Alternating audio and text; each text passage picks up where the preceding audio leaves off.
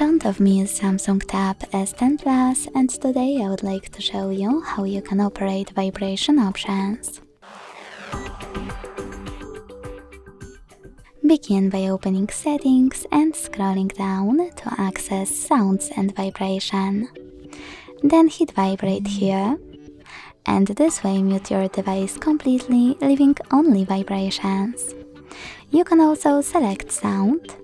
Click on this switcher next to Vibrate Wiring and enable or disable incoming calls vibrations. Then select Call Vibration to pick one of those patterns, or select Silent. Click on Notification Vibration and do the same, but this time for your notifications. Click on System Vibration. Operate intensity of system vibrations by operating this slider, and click on all of those switchers next to all of those features to enable or disable haptic feedback for them.